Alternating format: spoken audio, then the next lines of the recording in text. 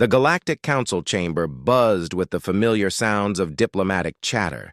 Representatives from dozens of species filled the curved amphitheater, their voices creating a symphony of clicks, chirps, and electronic translations.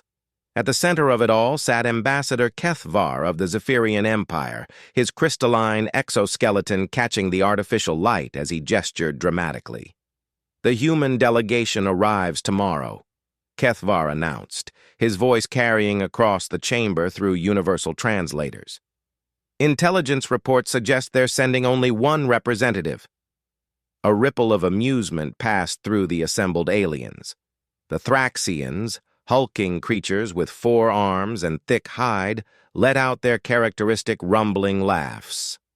The delicate whisper folk, floating in their containment suits, pulsed with colors that translated to mockery. "One human," scoffed General Vextar, the Thraxian military advisor. His massive frame dominated the speaking platform as he stood. "Their entire species couldn't muster more than a single voice? How pathetic." The chamber erupted in agreement. For months, the Galactic Council had been preparing for humanity's first official contact. Earth had recently achieved faster-than-light travel, making them eligible for membership consideration. Most species took decades to even request an audience. Humans had demanded one within a year of their breakthrough. Dr. Synthara, the silicon-based representative from the Crystalline Collective, projected her thoughts directly into the translation network. Perhaps they finally understand their place in the cosmic hierarchy. "A single representative suggests submission. Or desperation," added Ambassador Kethvar. "Our scouts report their technology is primitive by our standards. Chemical rockets, nuclear fusion at best. They're probably hoping we'll share our knowledge out of pity." The Elysian delegate, a being of pure energy contained within a geometric framework, flickered with what translated as disdain. "The biological species always follow the same pattern. Initial aggression, then submission when faced with superior civilizations. Humans will be no different." What none of them knew was that Earth's governments had carefully chosen their representative. While alien intelligence networks focused on humanity's public technological achievements, they had missed the classified projects. They didn't know about the black sites where human engineers reverse-engineered crashed alien vessels. They hadn't detected the quantum research facilities hidden in asteroid fields. Most importantly, they had no idea who they were actually dealing with. The human ship arrived exactly on schedule, dropping out of hyperspace at the designated coordinates near the Council's mobile station. The vessel itself drew curious stares from the observation decks. It was sleek but unremarkable, roughly the size of a Thraxian courier ship. No exotic energy signatures, no obvious weapon systems, no intimidating design features that newer species often employed to compensate for their technological shortcomings. "Typical," muttered Captain Zelen of the station's security force as he watched the human ship dock. "They're trying too hard to appear peaceful, probably hoping we won't notice how defenseless they are." The docking bay filled with representatives eager to catch their first glimpse of humanity's chosen diplomat. They expected someone impressive, perhaps a decorated military officer or a smooth-talking politician. What they got was far from their expectations. The human who emerged from the airlock stood average height by galactic standards. He wore a simple black suit with no ceremonial decorations or technological enhancements visible to their scanners. His hair was dark and close-cropped, his face unremarkable except for intensely focused eyes that seemed to catalog everything he saw. He carried no entourage, no advisors, no guards, just a single briefcase and an aura of complete calm. "I am Marcus Chen," he said simply when approached by the greeting committee. His voice was quiet, measured, requiring the aliens to strain their translation systems to catch every word. "I represent Earth." The welcoming delegation exchanged glances.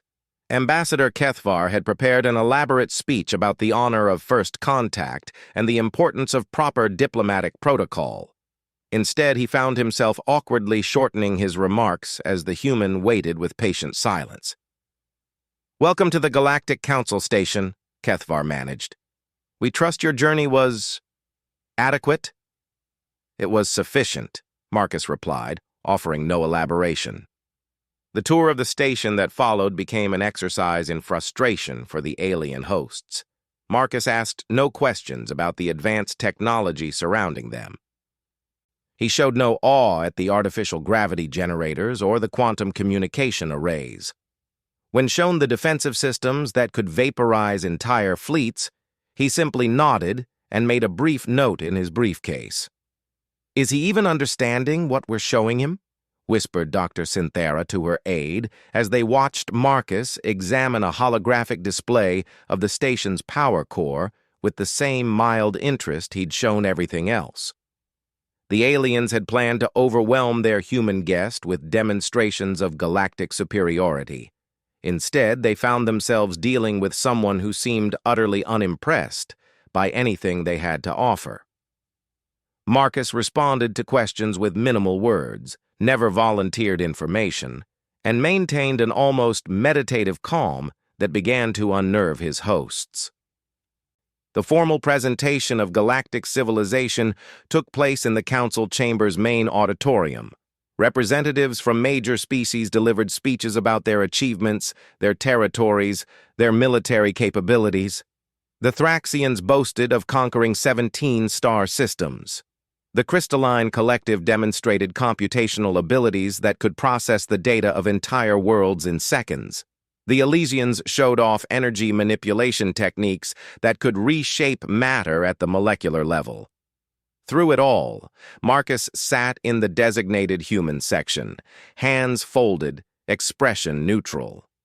He didn't take notes, he didn't ask questions, he didn't even seem particularly interested. When the presentation concluded and the floor was opened for questions from the new species, everyone expected Earth's representative to begin the traditional requests for technological aid, trading partnerships, or protective alliances. Instead, Marcus stood slowly, his movement drawing attention simply because it was the first significant action he'd taken all day. "Thank you for the presentations," he said, his quiet voice somehow carrying clearly through the vast chamber. They were informative. The delegates waited for more. Questions, requests, the usual desperate pleading of primitive species for acceptance into galactic society. Instead, Marcus simply sat back down. "That's it?" General Vextar's confusion was evident even through the translation matrix. "No questions about our technology? No requests for assistance?" "I have what I need," Marcus replied. The council members exchanged bewildered looks. This wasn't how first contact usually proceeded. New species were supposed to be eager, overwhelmed, desperate to prove their worth or beg for protection. This human seemed genuinely disinterested in everything they considered important. Ambassador Kethvar attempted to salvage the situation. "Perhaps you'd like to discuss Earth's potential contributions to galactic society? Your scientific achievements, cultural offerings, military capabilities?" Marcus considered this for a long moment. "Earth prefers to demonstrate rather than discuss." "Demonstrate what, exactly?" Dr. Synthera's digital voice carried a note of condescension. "Your chemical rockets? Your primitive fusion technology?" For the first time since arriving, Marcus smiled. It was a small expression, barely noticeable. But somehow it made several delegates shift uncomfortably in their seats. "When appropriate," he said simply. The formal sessions continued for 3 more days. Each morning, Marcus would arrive precisely on time, take his designated seat, and listen with the same calm attention to whatever the aliens chose to present. Military demonstrations, technological showcases, cultural exhibitions. Nothing seemed to provoke any reaction stronger than polite acknowledgement. The frustration among the council members grew with each passing hour. They had expected to dazzle, intimidate, or at least impress their human guest. Instead, they found themselves performing for an audience of one who seemed to consider their greatest achievements as mildly interesting at best. "He's either incredibly stupid or incredibly arrogant," General Vextar complained during a private session. "I can't decide which is more insulting." "Perhaps he's mentally defective," suggested one of the Whisperfolk representatives. "Some biological species have cognitive limitations we might not immediately recognize." Ambassador Kethvar wasn't so sure. Throughout the proceedings, he had noticed details that others missed. The way Marcus's eyes tracked security personnel. How he seemed to unconsciously note every entrance and exit. The fact that despite his apparent disinterest, he never missed a single word of any presentation. "I think," Kethvar said slowly, "we might be underestimating our guest." The others laughed at this suggestion. What could be intimidating about a single, unarmed human who barely spoke above a whisper? They would soon find out that sometimes the quietest voices carry the most dangerous messages. On the fourth evening, as the formal proceedings drew to a close, Marcus finally made his first real request. "I would like to address the council tomorrow," he said during the closing ceremony, "if that would be acceptable." The request caught everyone off guard. New species usually begged for the honor of addressing the full assembly. Marcus asked as if he were doing them a favor by agreeing to speak.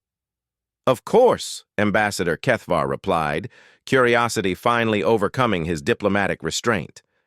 "What will you be discussing?" Marcus closed his briefcase with a soft click that somehow seemed to echo through the chamber. "Earth's position on galactic membership," he said, standing to leave, "and our response to your kind invitation." As the human walked away, leaving behind a room full of puzzled aliens, none of them realized they had just witnessed the calm before a storm that would reshape their understanding of what it meant to be human. The real introduction to humanity was about to begin. The council chamber filled quickly the next morning.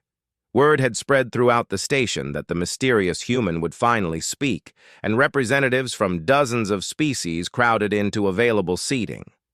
Many came expecting entertainment, perhaps watching a primitive species humiliate itself with desperate pleas for acceptance. Marcus entered exactly on time, carrying the same briefcase he'd brought every day.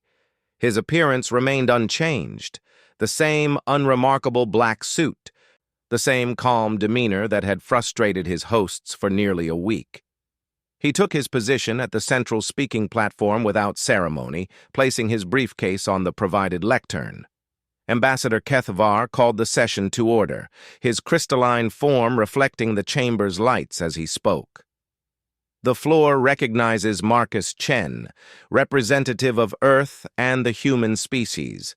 You may proceed with your address." Marcus opened his briefcase and withdrew a single data pad. The gesture was so simple, so ordinary, that it prompted chuckles from some of the assembled aliens. After days of elaborate holographic presentations and complex technological demonstrations, the human's primitive prop seemed almost comical. "Thank you," Marcus said, his quiet voice carrying clearly through the chamber's acoustics. He looked up from the data pad, his gaze sweeping across the assembled representatives with the same measured attention he'd shown everything else. "Over the past 4 days, you have shown me your civilizations," he continued. "Your technologies, your military capabilities, your territorial holdings. You have been generous with demonstrations of power, intelligence, and achievement. I appreciate the effort invested in these presentations." General Vexitar shifted in his massive seat, already growing impatient. The human's speech patterns were as maddeningly deliberate as his previous conversations. "However," Marcus continued, "I believe there have been some fundamental misunderstandings about the purpose of this meeting." A ripple of confusion passed through the assembly. Dr. Synthara's digital voice projected into the translation network. "What misunderstandings?" "We invited Earth to observe galactic civilization and apply for membership consideration." Marcus nodded acknowledgement, but didn't address her directly. Instead, He touched his data pad, and suddenly the chamber's main holographic display activated. The assembled aliens straightened in their seats, expecting some primitive human technology demonstration.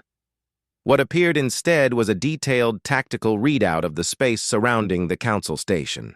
Every ship, every defensive platform, every sensor array was mapped with precision that exceeded even their own internal security systems. Your defensive perimeter consists of 47 heavy cruisers, 12 dreadnought-class vessels, and approximately 300 automated defense platforms, Marcus stated matter-of-factly, reading from his pad. Power signatures suggest quantum fusion cores in the larger vessels, zero-point energy extractors in the platforms. Estimated combined firepower would be sufficient to sterilize the surface of a small planet. The chamber fell silent. Captain Zelen of Station Security was frantically checking his instruments, trying to understand how an unescorted human vessel had managed to scan their defensive grid without triggering any detection protocols. Impressive numbers, Marcus continued, touching his pad again. The display shifted, showing energy output readings, shield configurations, and weapon targeting systems. Your technology is indeed advanced by the standards of most civilizations in this galaxy. Ambassador Kethvar found his voice. How did you obtain detailed scans of our defense network? Our systems show no intrusion attempts, no unauthorized scanning activity. Marcus looked up from his pad with that same small smile he'd shown before. You didn't detect any unauthorized activity because you weren't looking for the right signatures. The holographic display changed again, this time showing the human ship that had docked 4 days earlier. But now the image revealed internal structures that hadn't appeared on any of their scans. Where the aliens had seen a simple chemical propulsion vessel, the new data showed quantum displacement drives, particle beam weapon systems, and defensive technologies that made their own seem almost primitive.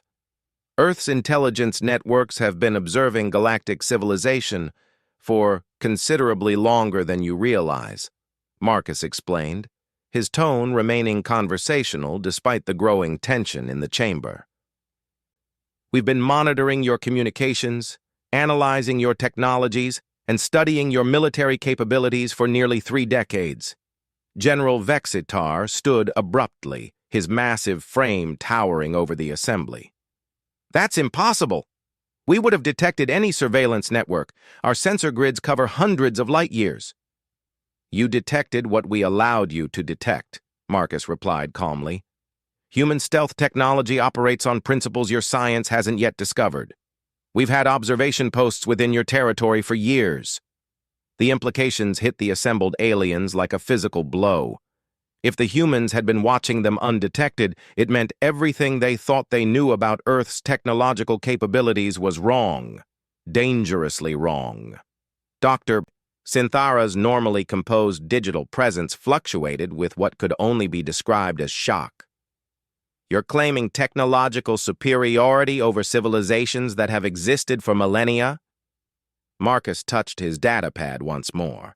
The holographic display now showed detailed schematics of alien technology, not general overviews, but precise engineering blueprints complete with manufacturing specifications and design flaws. Your quantum fusion reactors suffer from cascade failure when subjected to precisely modulated gravimetric pulses, he said, indicating the Thraxian designs. The crystalline collective's processing cores can be overloaded using recursive mathematical paradoxes introduced at the quantum level. Elysian energy beings become destabilized when exposed to inverse harmonic frequencies. Each revelation was delivered with the same quiet certainty, but the chamber erupted in chaos. Representatives shouted demands for explanations, accusations of espionage, threats of military response. Through it all, Marcus remained standing calmly at the lectern, waiting for the noise to subside. Ambassador Kethvar finally restored order, his crystalline form pulsing with agitation. What is the meaning of this demonstration? Are you threatening the Galactic Council? Not threatening, Marcus replied. Clarifying. You invited Earth to observe and apply for membership. We accepted your invitation, but not for the reasons you assumed. The human touched his data pad one final time. The holographic display shifted to show a three-dimensional map of the galaxy, with thousands of points of light representing inhabited systems. As the assembled aliens watched, roughly 30% of those lights changed color, now pulsing with a soft blue glow. The blue markers represent systems where humanity has established a presence, Marcus explained. Research stations, supply depots, defensive installations, colonial outposts. We've been expanding through this galaxy for 40 years. The silence that followed was absolute. Every representative in the chamber stared at the display, trying to comprehend what they were seeing. The humans hadn't just achieved faster-than-light travel recently. They had been using it for decades while concealing their activities from every major galactic civilization. That's not possible," whispered one of the Whisper Folk, their containment suit flickering with colors that indicated extreme distress. "We would have known. Our exploration fleets would have encountered you." Marcus nodded acknowledgement. "Several of your exploration vessels did encounter our installations. Unfortunately, none of those crews survived to file reports." The temperature in the chamber seemed to drop several degrees. General Vexitar's forearms flexed unconsciously as his warrior instincts responded to an implied threat he was only beginning to understand. "You're talking about acts of war against Council member species," the general rumbled, his voice carrying undertones of barely controlled rage. "We're talking about defending our territory against unauthorized intrusions," Marcus corrected, his tone remaining level. "Earth's policy regarding uninvited visitors to our space has been consistent and clearly documented in our public records." "What policy?" Ambassador Kethvar demanded. Marcus looked directly at the Zephyrian ambassador, and for the first time since arriving, his quiet demeanor carried an edge of something that made the alien's crystalline exoskeleton vibrate with instinctive alarm. "Trespassers will be eliminated," he said simply. "No warnings, no negotiations, no survivors." The implications crashed over the assembly like a tidal wave. They had invited humanity to observe galactic civilization, expecting to overawe a primitive species. Instead, they had unknowingly invited a predator to examine their defenses, study their weaknesses, and catalog their vulnerabilities. Dr. Synthera's digital voice wavered as she processed the new information. "How many of our people have you killed?" Marcus consulted his datapad with the same casual attention he'd shown throughout the week. 47 vessels across 19 different species over the past 4 decades. Approximately 12,000 individuals total. The number hung in the air like a death sentence. 12,000 citizens of Council species eliminated without warning, without anyone even knowing they had encountered a hostile force. "You're monsters!" breathed one of the minor species representatives, a delicate creature whose name Marcus hadn't bothered to learn. The human looked up from his datapad, his expression unchanged. "We're territorial." "There's a difference." Ambassador Kethvar struggled to maintain his diplomatic composure in the face of revelations that threatened everything he thought he knew about galactic politics. "What does Earth want? Why reveal this information now?" Marcus closed his datapad and returned it to his briefcase. When he looked up again, his smile had returned.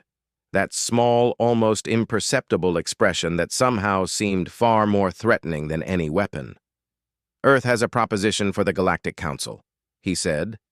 "We believe it would be mutually beneficial to formalize our relationship." The chamber waited in tense silence for him to continue. "We propose that the current council structure be modified to accommodate humanity's existing territorial claims," Marcus continued. "In exchange, we would be willing to share certain technological advantages that would benefit all member species." General Vextar found his voice first. "You're demanding we surrender territory to accommodate your illegal expansion?" "We're offering to legitimize territorial acquisitions that have already occurred," Marcus corrected. "The alternative would be considerably less convenient for current council members." The threat was delivered with the same quiet courtesy Marcus had shown throughout his visit. But every alien in the chamber understood its implications. Humanity wasn't asking permission to join galactic civilization. They were announcing their intention to reshape it according to their preferences. "And if we refuse your proposition?" Ambassador Kethvar asked, though he suspected he already knew the answer. Marcus picked up his briefcase, preparing to leave the speaking platform. "Then we proceed with Phase 2 of our expansion plan." He paused at the edge of the platform, looking back at the assembly with that same calm expression he'd worn since arriving. "The Council has 72 hours to provide an answer," he said. "After that, we'll interpret silence as rejection and respond accordingly." As Marcus walked toward the chamber exit, leaving behind an assembly of stunned aliens, Ambassador Kethvar realized they had spent the entire week trying to impress someone who had already decided their fate. The quiet human hadn't come to observe galactic civilization. He had come to deliver an ultimatum. The emergency session convened 6 hours after Marcus Chen's departure. The main council chamber buzzed with agitated voices as representatives from every major species demanded answers, explanations, and action plans. The casual confidence that had defined galactic politics for centuries was gone, replaced by something none of them had experienced in their lifetimes: uncertainty.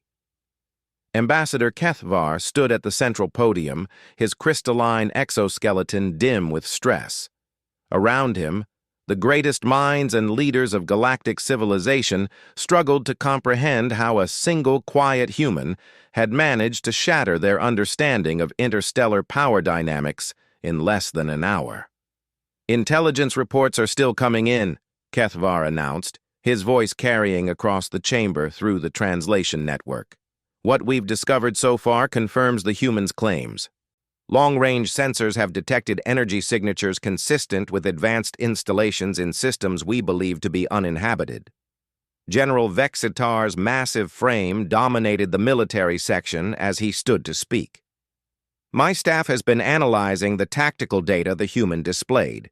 If their information is accurate, they've positioned strategic assets in locations that would allow them to interdict major shipping lanes across 17 sectors. The implications were staggering. Trade routes that had operated safely for millennia were potentially under the guns of an unknown military force. Supply lines that connected the galactic economy could be severed at will by a species most of them had never heard of until a week ago. Dr. Synthara's digital presence flickered with agitation as she accessed her collective's vast computational networks. "The Crystalline Collective has initiated deep scans of our historical records. We're finding gaps in exploration reports dating back 4 decades. Vessels that never returned, sensor anomalies that were dismissed as equipment malfunctions, spatial distortions that were attributed to natural phenomena." "How many ships?" asked Commander Thisek of the Aquarian Federation, her bioluminescent patterns pulsing with concern.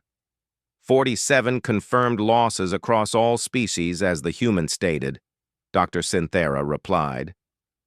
"But the pattern suggests many more encounters that resulted in navigation errors or drive failures that we now suspect were actually hostile actions." The chamber fell silent as the full scope of humanity's stealth campaign became clear. For 40 years, an unknown species had been systematically eliminating anyone who discovered their activities while simultaneously expanding throughout galactic territory. They had done so with such precision that their victims' own governments had never realized an enemy was responsible. "We need to consider our response options," announced Fleet Admiral Koran, the Elysian military coordinator whose energy form flickered with what translated as barely controlled fury. No species can be allowed to threaten the stability of galactic civilization with impunity. What response? General Vextar's question carried a note of bitter irony. The human demonstrated detailed knowledge of our defensive capabilities, our technological limitations, and our strategic vulnerabilities. They've been preparing for this confrontation longer than some of our species have been spacefaring. Ambassador Kethvar accessed his personal databanks, reviewing everything they knew about human military capabilities. The information was disturbingly limited. Intelligence estimates suggest Earth's population at approximately 8 billion individuals. Even accounting for advanced technology, they shouldn't be able to maintain military operations across the scale they've indicated. Unless, Dr. Synthera interjected, her digital voice carrying new calculations. They've solved production and logistics problems we haven't considered. Automated manufacturing, artificial intelligence coordination, self-replicating construction systems. If humans have achieved full technological automation, they could maintain vast military operations with minimal population investment. The concept sent chills through species that still relied on traditional industrial models. The idea that a relatively small population could project power across galactic distances through technological superiority challenged everything they understood about interstellar warfare. "We're missing crucial information," stated Senator Veltar of the Confederation of Free Worlds, her multi-jointed limbs gesturing emphatically. The human mentioned Phase 2 of their expansion plan. What does that involve? How much time do we actually have to respond? Before anyone could attempt an answer, Captain Zellen's voice crackled through the emergency communication system. "Council leadership, we have a situation developing in Sector 7. Long-range sensors are detecting multiple energy signatures approaching the outer system perimeter." The main holographic display activated, showing the space surrounding the Council station. At the edge of sensor range, approximately 30 contacts were moving inward with purpose and coordination that suggested military formation. "Ship classifications?" Admiral Koran demanded, his energy form intensifying with combat readiness. "Unknown designs," Captain Zellen replied, his voice tight with tension. "Energy signatures unlike anything in our databases. They're maintaining formation discipline and ignoring all communication attempts." General Vextar was already moving toward the command section, his warrior instincts overriding diplomatic protocol. "Are they broadcasting any identification signals?" "Negative on standard galactic frequencies," the security chief confirmed. "But they are transmitting something on a narrow band channel directed specifically at the council chamber." Ambassador Kethvar felt his exoskeleton vibrate with apprehension. "Put it through." Marcus Chen's voice filled the chamber with the same quiet certainty that had characterized his departure hours earlier. "Galactic Council leadership, this is Earth Fleet Command. You have 57 hours remaining to consider our proposal. The approaching vessels are present to ensure this timeline is respected." The transmission ended, leaving the assembly in stunned silence. Through the chamber's observation ports, some representatives could already see distant points of light that marked the approaching human fleet. 57 hours? Senator Veltar's voice carried disbelief. "They said 72 hours during the address." Dr. Synthara's processing networks worked frantically to analyze the timeline discrepancy. "Transit time from Earth to our position. Accounting for the technological capabilities they've demonstrated, approximately 15 hours. They launched their fleet before the human delegate even delivered his ultimatum." The revelation hit the assembly like a physical blow. Marcus Chen's address hadn't been a negotiation or even a threat. It had been a courtesy announcement of decisions already made. The humans had been prepared to use military force regardless of the Council's response. "How many ships are we facing?" Admiral Koran demanded, his energy form flickering between spectrums as he processed tactical implications. Captain Zellen's response came through with obvious strain. Confirmed count is now 36 vessels. Size classifications range from heavy cruiser equivalent to Admiral. Some of these signatures are reading as larger than our dreadnoughts. The chamber erupted in urgent conversations as species representatives calculated their combined military capabilities against an unknown but obviously formidable force. The humans hadn't sent a token fleet to back up their diplomats' words. They had deployed what appeared to be a full battle group capable of engaging the combined military assets of multiple galactic civilizations.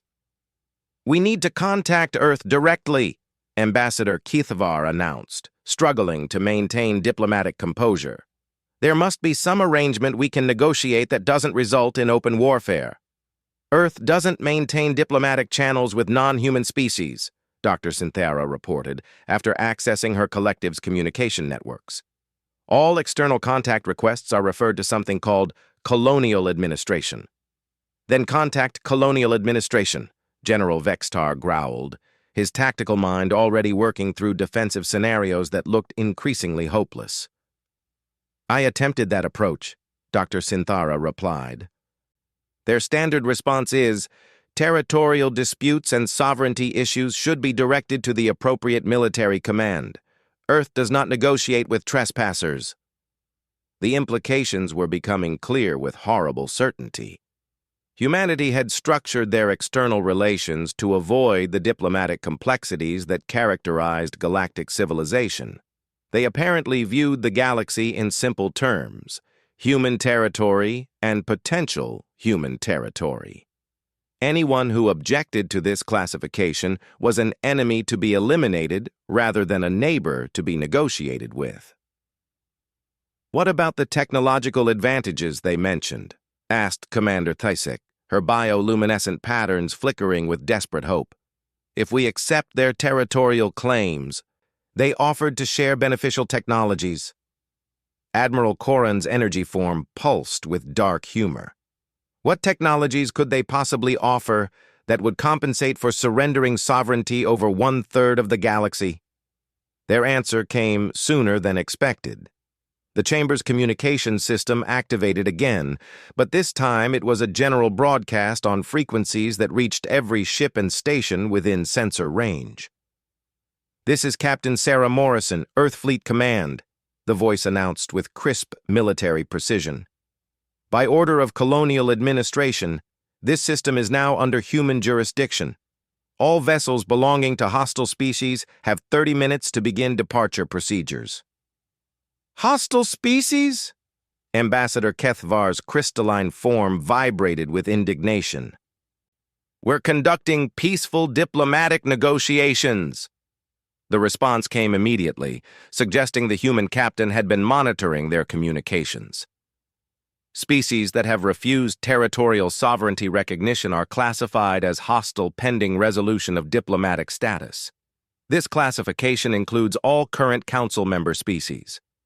General Vextar was studying tactical displays that showed the human fleet had achieved optimal engagement positions, while the aliens had been debating response options. "They've been maneuvering for the past 6 hours. Every strategic approach vector to this station is now under their weapons." The terrible efficiency of human military planning was becoming apparent. While galactic civilization had spent generations developing complex diplomatic protocols and elaborate negotiation procedures, humanity had focused on the simple application of overwhelming force to achieve strategic objectives. 30 minutes to begin departure procedures," Captain Morrison's voice continued. "Vessels that have not initiated departure protocols within that time frame will be considered hostile targets and dealt with accordingly." Dr. Synthara's processing networks were frantically analyzing every piece of available data about human capabilities, searching for some weakness or limitation they could exploit. What she found instead was a pattern of methodical preparation that suggested their current situation was exactly what humanity had planned for. "They've been watching us for decades," she announced to the chamber. "They know our response protocols, our decision-making timelines, our military capabilities." This entire scenario has probably been wargamed by their strategic planners hundreds of times. Ambassador Kethvar realized they were faced with a species that had turned the study of galactic civilization into a military science. While the Council had treated First Contact as a cultural exchange, humanity had approached it as target acquisition for a conquest they had been planning since their first observation of alien technology. "How did we miss this?" Senator Veltar asked, her voice barely audible above the increasingly urgent tactical reports flooding the chamber. The answer was simple and terrifying. They had missed it because humanity had wanted them to. For 40 years, humans had carefully managed their contact with galactic civilization, revealing only what served their strategic purposes while concealing capabilities that would have changed everything. Marcus Chen hadn't come to the Council station to negotiate Earth's entry into galactic society. He had come to announce galactic society's integration into human territory. 27 minutes remained on the human ultimatum when Admiral Koran made the decision that would define the future of galactic civilization. His energy form blazed with desperate resolution as he addressed the emergency assembly. "We cannot simply surrender without testing their capabilities," he declared, his translated voice carrying across the chamber. "If we flee now, we legitimize their claims to sovereignty over established Council territory. Every species represented here loses everything our civilizations have built." General Vextar's massive frame shifted as his warrior instincts aligned with the Admiral's reasoning. "The Thraxian Empire has not retreated from a fight in over 1,000 years. If these humans want our territory, they'll have to take it through superior force, not diplomatic intimidation." Ambassador Kethvar understood the military logic, but feared the consequences. "We're talking about engaging an enemy whose capabilities we don't understand based on tactical information they provided themselves. This could be exactly what they want us to do." Dr. Synth Ara's digital presence flickered with rapid calculations. Analysis of their ship formations suggests they're prepared for aggressive response. Energy output patterns indicate weapon systems charging to combat readiness. They expect us to fight. "Then we give them the fight they expect," Admiral Koran announced. "All Council military assets are hereby placed under unified command. This is no longer a diplomatic incident. This is a battle for the survival of galactic civilization." The transformation from diplomatic assembly to military command center happened with practiced efficiency. Representatives from dozens of species coordinated their combined fleets, while tactical displays showed the approaching human vessels with increasing detail. What they saw was simultaneously reassuring and terrifying. "Confirmed vessel count is 36 ships," reported Captain Zelen from the station's command center. "Size range from cruiser class to super dreadnought equivalent. No exotic energy signatures, no obvious technological advantages visible to our sensors." "What about defensive capabilities?" General Vextar demanded as he reviewed deployment options for the Thraxian battlecruisers. "Unknown. They're running minimal sensor profiles, making detailed analysis impossible. But their hull configurations suggest conventional armor and shielding systems." The news brought the first spark of hope the Council had felt since Marcus Chen's revelation. If the human fleet relied on conventional technology, superior numbers might compensate for whatever technological advantages they possessed. "Combined Council forces total 143 vessels," Admiral Koran announced, his energy form pulsing with renewed confidence. "We have numerical superiority of nearly 4-1. Even accounting for advanced human technology, those are favorable odds." The countdown timer showed 19 minutes remaining when the first human ship opened fire. The target was a Zephyrian heavy cruiser that had moved to intercept the approaching fleet. The weapon that struck it wasn't visible to optical sensors. No energy beam, no projectile trail, no obvious discharge signature. The cruiser simply stopped existing. One moment it was accelerating toward engagement range, the next moment there was nothing but expanding debris and rapidly cooling plasma. What just happened? Ambassador Kethvar's voice carried the shock that every observer felt. What kind of weapon completely destroys a heavy cruiser without any visible discharge? Dr. Synthara's processing networks worked frantically to analyze the sensor data. Unknown energy type. The target vessel suffered what appears to be complete molecular dissolution. No explosion, no structural failure, just instantaneous conversion to component atoms. The implications were staggering. The human ship had destroyed a heavily armored military vessel as easily as stepping on an insect. Whatever technology they were using, it operated on principles that galactic science couldn't even identify, let alone counter. All vessels maintain defensive positions, Admiral Corran ordered, his energy form flickering with uncertainty. Do not approach the human fleet until we understand their weapons capabilities. His caution came too late. 6 more Council ships had been moving to intercept positions when the human vessel fired. The same invisible force that had destroyed the Zephyrian cruiser reached out across space to touch each of them in turn. 6 military vessels representing 4 different species simply ceased to exist, leaving behind nothing but debris clouds and the growing terror of survivors who couldn't comprehend what they had witnessed. "Retreat!" General Vextar bellowed, his warrior pride finally overcome by tactical reality. "All ships fall back to maximum sensor range." The human fleet made no attempt to pursue the fleeing Council vessels. They maintained their formation and continued their steady approach toward the station, their purpose apparently unchanged by the brief display of overwhelming technological superiority. Captain Morrison's voice filled the communication channels again, her tone unchanged from her previous announcements. Council vessels have now witnessed standard Earth fleet defensive capabilities. You have 14 minutes to begin departure procedures. Ambassador Kethvar stared at the tactical displays, showing debris clouds where 7 of their most advanced military vessels had been moments earlier. Defensive capabilities? They're calling that a defensive demonstration? "Admiral," Captain Zellen's voice carried barely controlled panic. "We're receiving tactical analysis from the destroyed vessel's escort ships. Whatever weapon the humans used, it appears to have been fired at reduced power settings." The revelation sent chills through every species representative in the chamber.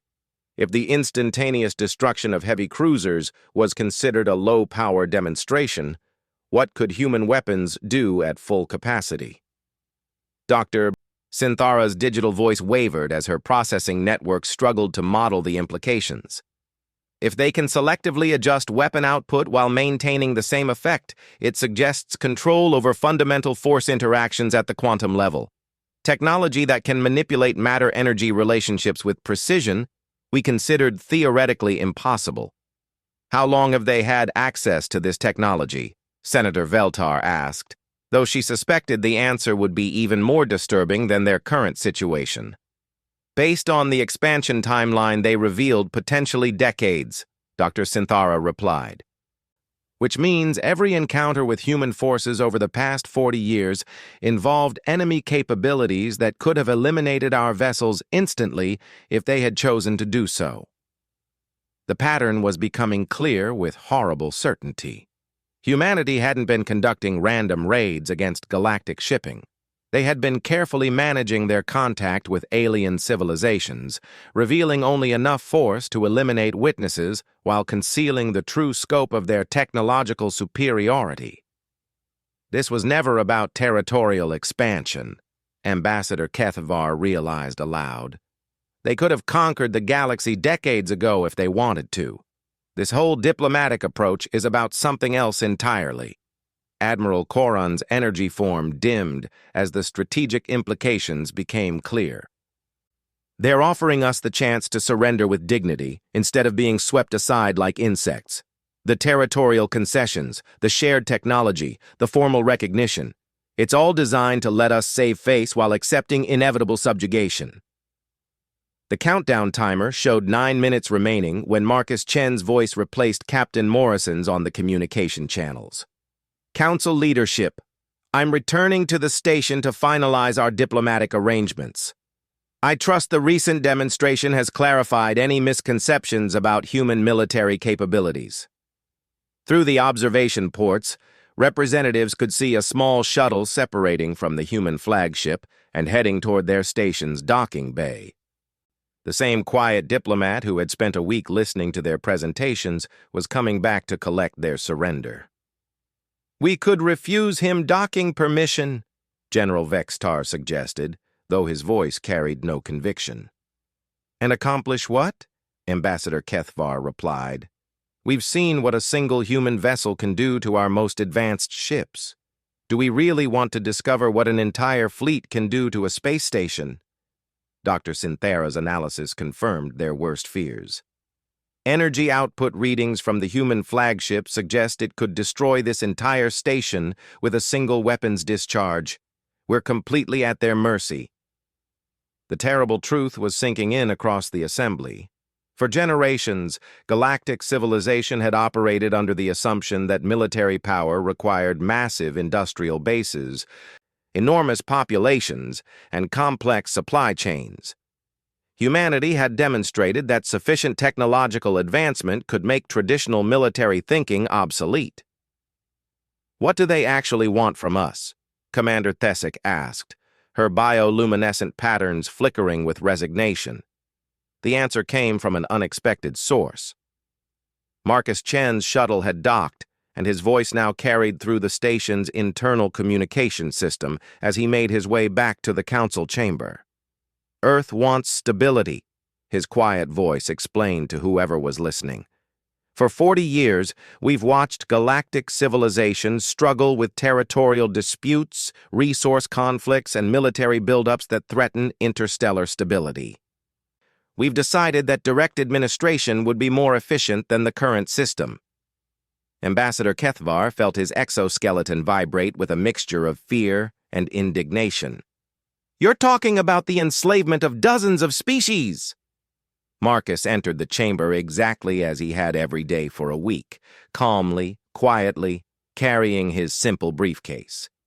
We're talking about rational resource management and conflict prevention.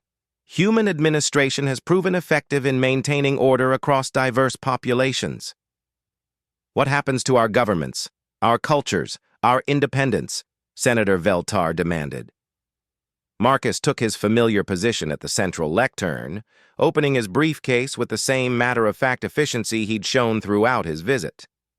Local administration remains largely unchanged. Cultural traditions continue under human oversight. Independence becomes irrelevant when all major policy decisions are made at the colonial administrative level. The human's casual description of civilizational absorption was somehow more terrifying than any military threat. He spoke of erasing the sovereignty of dozens of species as if he were discussing minor bureaucratic adjustments. And if we refuse? Admiral Corin asked, his energy form flickering with desperate defiance. Marcus looked up from his briefcase with that same small smile that had unsettled them all week. Refusal is not considered a viable option. Phase 2 of our expansion plan involves direct military occupation of all galactic infrastructure. The current diplomatic approach simply allows for more efficient transition management. Dr. Synthara's digital voice carried new calculations that confirmed their worst fears. Analysis of human fleet positioning suggests they've already identified every major military installation, industrial center, and population hub within Council territory. They're not just prepared for conquest. They have detailed targeting plans for simultaneous strikes across dozens of systems. The scope of human planning was becoming clear. For decades, they had been mapping galactic civilization with the thoroughness of scientists cataloging bacteria in a laboratory dish. Every strength, every weakness, every strategic asset had been identified and targeted for either acquisition or elimination. How long do we have to decide? Ambassador Kethvar asked, though he already knew there was only one decision they could make. Marcus consulted his datapad with the same casual attention he'd shown all week. The deadline remains unchanged. However, I'm authorized to begin processing acceptance documentation immediately if the Council wishes to expedite the transition. The chamber fell silent as the assembled representatives contemplated the end of everything their civilizations had built. Thousands of years of cultural development, technological advancement, and social evolution reduced to a footnote in human colonial records. What guarantees do we have regarding the treatment of our populations? Senator Veltar asked quietly. Standard colonial protection protocols, Marcus replied. Human administration has extensive experience managing diverse populations efficiently. Compliance with colonial directives ensures continued prosperity under Earth governance. Ambassador Kethvar looked around the chamber at representatives who had once commanded the respect of galactic civilization and now sat like children being lectured by a patient teacher. The transformation was complete. They had become a conquered people before they even realized they were at war. We accept Earth's proposal, he said finally, his voice barely audible through the translation network. Marcus nodded acknowledgement and withdrew a formal document from his briefcase. Excellent. The transition process will begin immediately. Colonial administrators will arrive in your home systems within the next 72 hours to begin implementation of new governmental structures. As the quiet human began outlining the practical details of humanity's absorption of galactic civilization, none of the former galactic leaders realized they had witnessed something unprecedented in the history of interstellar warfare. They had been conquered not by superior numbers or advanced weapons, but by a species that had turned patience, planning, and overwhelming technological superiority into an art form. The humans had demonstrated that sometimes the most effective victory was achieved not through dramatic battles, but through the quiet, methodical application of irresistible force. The age of galactic civilization was over. The age of human administration had begun. And it had all started with a single quiet man in a black suit, carrying a briefcase and speaking in whispers that echoed like thunder across the stars.